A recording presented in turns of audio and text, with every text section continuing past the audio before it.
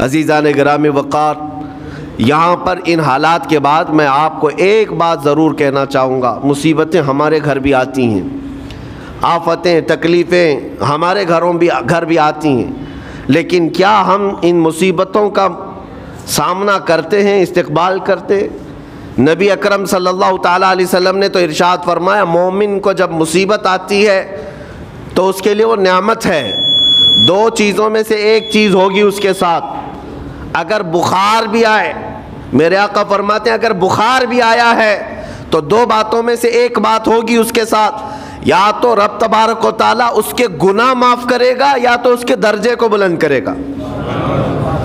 مصیبت اگر آئے تو ایک بات یاد رکھنا، رب تبارک و تعالیٰ اپنے محبوب بندوں کو، پسندیدہ بندوں کو آزمائش میں ڈالتا ہے، ورنہ جو لوگ یہ سمجھتے ہیں کبھی طبیعت خراب ہی نہیں ہونا چاہیے تو فرعون بن جاتے ہیں۔ ایسے لوگ، فرعون کو 90 سال تک نہ کبھی سردی آئی نہ بخار، کبھی کوئی بیماری نہیں، اور جب بندہ کبھی بیمار نہیں ہوتا تو اپنے آپ کو خدا تصور کرنے لگ جاتا ہے، میں تو دنیا کا سب سے مضبوط آدمی ہوں، مجھے کچھ نہیں ہوتا۔ لیکن مصیبتیں دے کر کے رب تبارک و تعالیٰ تمہیں تمہاری حقیقت بھی بتاتا ہے، اور انسان کو انسان کی لمٹ میں رہنا سکھایا جاتا ہے۔ تمہاری حیثیت صرف اتنی ہے کہ اگر نس رک گئی، دل کی دھڑکنیں ایک آن کے لیے اگر رک گئی تو سب ختم ہے۔ اس لیے تمہیں رب تبارک و تعالیٰ کے حضور جانا ہی ہے تو صبر بھی سیکھو اور شکر بھی سیکھو۔ آج مصیبتیں اور آفتیں آتی ہیں تو واویلا کرنے والوں کے لیے میرا میسج ہے، اللہ تبارک و تعالیٰ تمہاری ہر بات کو دیکھ رہا ہے۔ تمہارے چیخنے سے، چلانے سے، تمہاری شکایت کرنے سے گئے ہوئے آدمی کی جان واپس تو نہیں آنی ہے۔ تمہارا عزیز ترین بھائی مر گیا، تم جس سے سب سے زیادہ پیار کرتے تھے وہ بیٹا انتقال کر گیا، مجھے بتاؤ تم 10 لوگوں میں چیخو گے، چلاؤ گے، رب تعالیٰ کے حضور بری بری باتیں بھی کرو گے تو کیا وہ گئی ہوئی جان واپس آ سکتی ہے؟ میرے عزیزو، یہ وہ حکومت نہیں ہے کہ تمہارا احتجاج کرنے پر قانون واپس لے لیا جائے۔ تمہارے سب مل کر کے پروٹیسٹ کرنے سے حکومتیں اپنے فیصلے واپس لے سکتی ہیں، لیکن وہ رب ذوالجلال شہنشاہ اعظم کا قانون ہے۔ وہاں نبیوں کی بھی جو روح لی گئی، وہاں پر اللہ تبارک و تعالیٰ نے اپنے محبوب نبیوں کی بھی روح کو قبض کرنے کا حکم دیا، تو کیا سب کے غم منانے سے وہ روحیں واپس کرنے کا فیصلہ کیا گیا ہے؟ نہیں میرے عزیزو، اس عالم میں، اس کائنات میں پھر کوئی ہمارے رونے چیخنے چلانے سے واپس نہیں آتا۔ ہاں، غم کرنا اپنی جگہ پر ہے، لیکن غم کا شرعی طریقہ کیا ہے؟ میرے آقا صلی اللہ تعالیٰ علیہ وسلم نے بھی غم فرمایا۔ آپ کے عزیز بیٹے سیدنا ابراہیم جب انتقال کر گئے، میرے آقا کی آنکھوں میں آنسو تھے۔ حضور پاک صلی اللہ تعالیٰ علیہ وسلم کی آنکھوں کے سامنے سیدہ خدیجۃ الکبریٰ کا انتقال ہوا، حضور غمگین تھے۔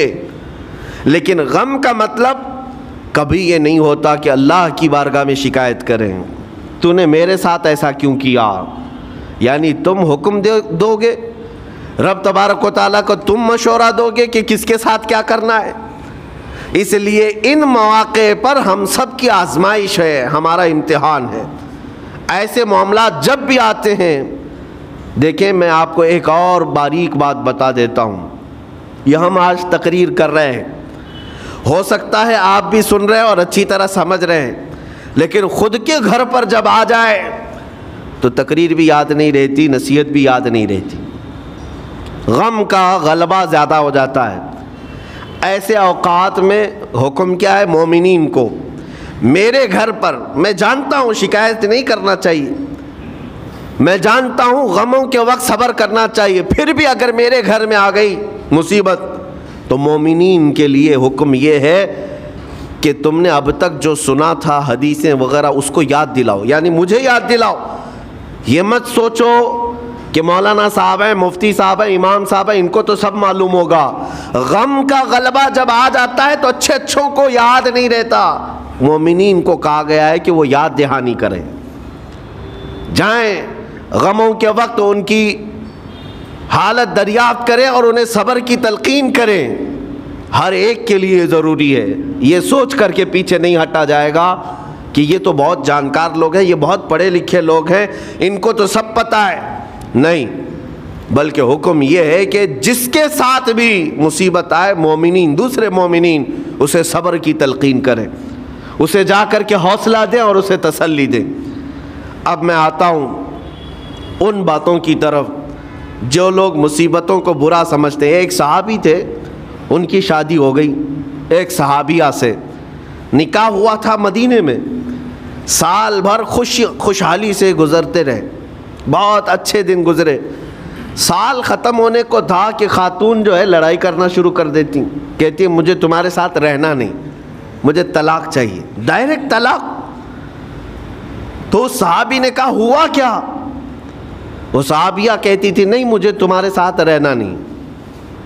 اس صحابی نے کہا ٹھیک ہے, اگر ایسا ہی ہے تو حضور پاک صلی اللہ علیہ وسلم کے پاس چلتے ہیں, وہاں جا کر فیصلہ کرا لیں گے. تو وہ صحابیہ مان گئیں, کہا چلو چلتے ہیں.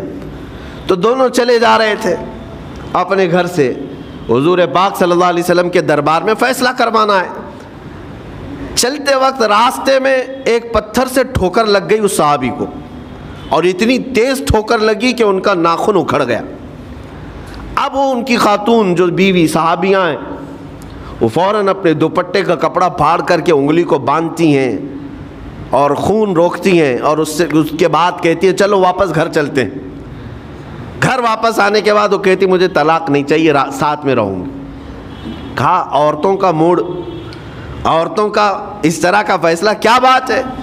وہ صحابیہ کہتی ہے میں نے سنا ہے کہ جب کبھی کوئی بندہ بیمار نہیں ہوتا تو اللہ اسے پسند نہیں کرتا. میں نے جب سے تم سے شادی کی ہے, سال بھر ہو گئے, ایک بار بھی تم کو بیمار ہوتے نہیں دیکھا. مجھے ایسا لگنے لگا کہ کہیں تم اللہ کے ناپسندیدہ بندے تو نہیں ہو, اس لیے میں تمہارے ساتھ نہیں رہنا چاہتی تھی.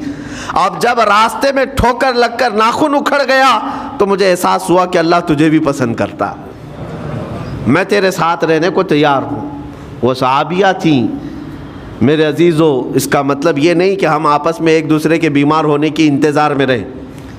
شوہر یہ سوچے کہ میری بیوی بیمار کیوں نہیں ہوتی, اور بیوی یہ سوچتی رہے کہ میرا شوہر بیمار کب ہوگا.